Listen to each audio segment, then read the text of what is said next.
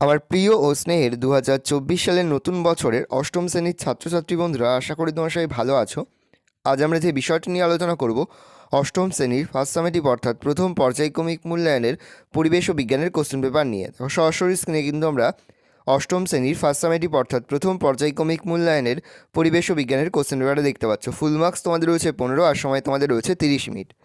দেখো, প্রথমেই তোমাদের রয়েছে ভৌত বিজ্ঞান। একের দাগে রয়েছে সঠিক উত্তর নির্বাচন করো যে কোনো চারটি। প্রতিটি প্রশ্নের মান 1 করে 1 × 4 = 4। প্রথম, টরিসেলের পরীক্ষায় ব্যবহৃত নলের দৈর্ঘ্য প্রায় 100 mm, 100 mm, 1 m, 1 সেমি। উত্তর হবে 1 m। পরের প্রশ্ন, ধনাত্মক আধানগ্রস্ত বস্তুর মধ্যে ইলেকট্রন কম থাকে, ইলেকট্রন বেশি থাকে, নিউট্রন থাকে না, কোনোটিই না। উত্তর হবে ইলেকট্রন কম থাকে। পরের প্রশ্ন, প্রদত্ত কোন জোটটি যথাক্রমে একটি উদ্বায়ী মৌল উদ্বায়ী যৌগের জোর?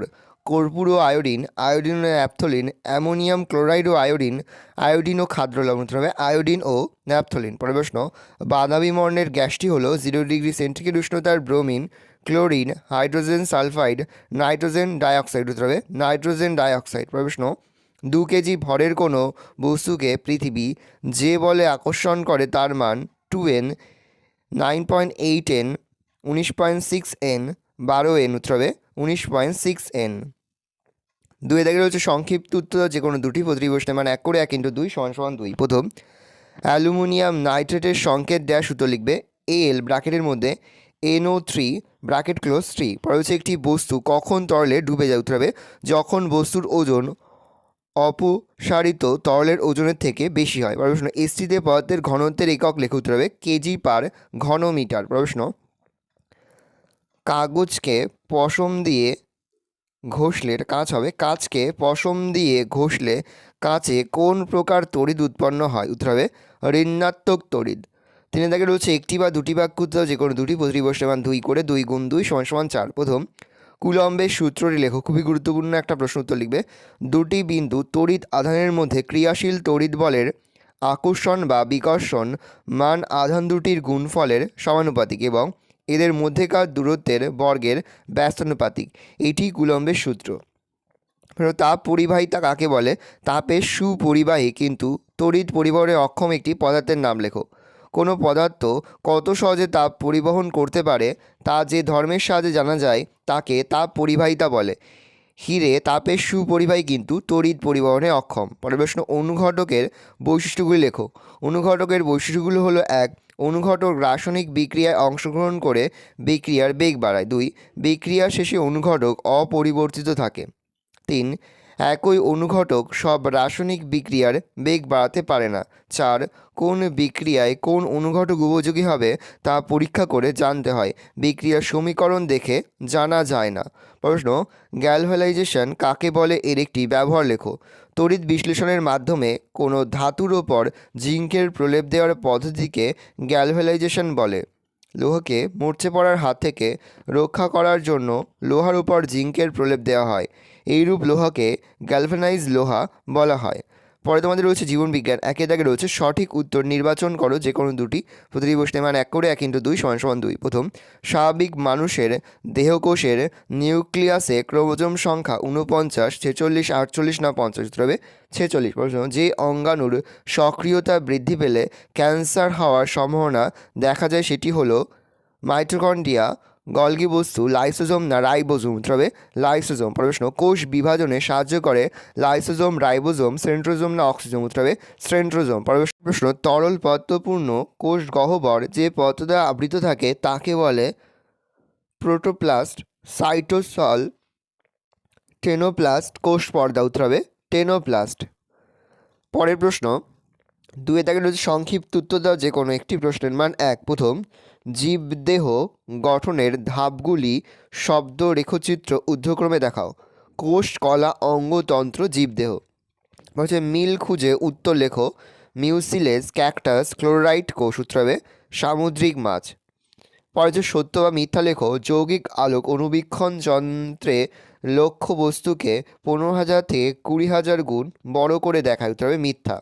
3 দাগে রয়েছে একটি বা দুটি বাক্য উত্তর যে কোনো একটি প্রশ্নের মান 2। প্রথম, আবরণী কলা কাকে বলে, এর কাজগুলি কী কী? উত্তর লিখবে যে কলা প্রাণীদেহের বাইরে ও অভ্যন্তরীণ বিভিন্ন অঙ্গের আচ্ছাদন গঠন করে এবং যার একদিক মুক্ত ও অপর দিক ভিত্তিপর্দা সংলগ্ন থাকে তাকে আবরণী কলা বলে।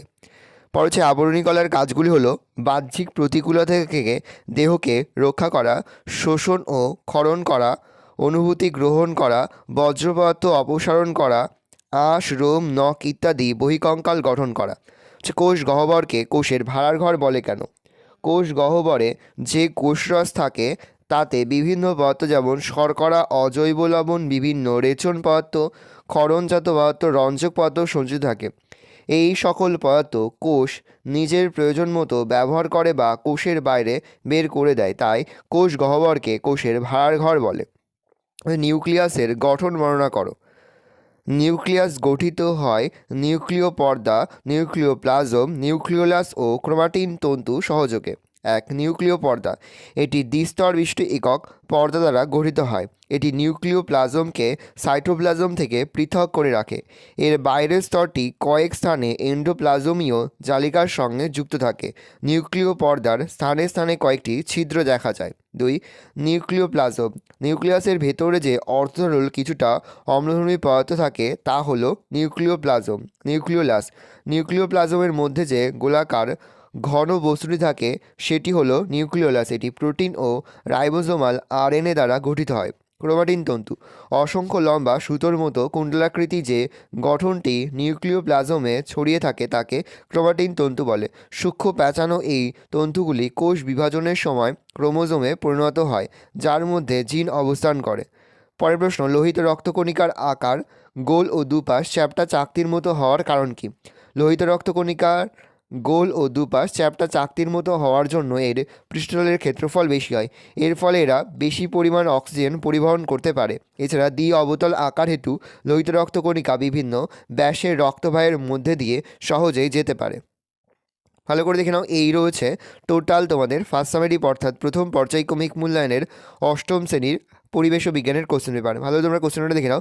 এই ধরনের কোশ্চেন প্যাটার্নেই কিন্তু প্রতিটি স্কুলে তোমাদের কিন্তু ফার্স্ট সামেটিভ অর্থাৎ প্রথম পর্যায়ক্রমিক মূল্যায়নের প্রশ্নপত্র হবে।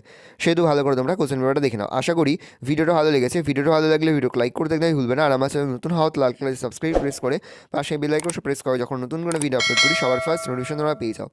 আর এই ভিডিওটি তোমার বন্ধু বান্ধবী আত্মীয় সবার মধ্যে কিন্তু অনেক অনেক শেয়ার করে দাও যারা এবছর অষ্টম শ্রেণীতে পড়ছে। আমরা কিন্তু ইতিমধ্যে অষ্টম শ্রেণীর প্রতি বিষয়ের সিলেবাস, প্রশ্নকার এবং নমুনা প্রশ্নপত্র কিন্তু আপলোড করে দিয়েছি। তোমরা এখনও পর্যন্ত সেই ভিডিওগুলো না দেখে থাকো, ভিডিওগুলো কিন্তু তাড়াতাড়ি দেখে নাও। একেবারে ভিডিও শেষে স্ক্রিনে তোমরা একটা প্লেলিস্ট দেখতে পারবে, তারপরে ক্লিক করলেই সমস্ত ভিডিওগুলোই কিন্তু তোমরা পর পর দেখে নিতে পারবে।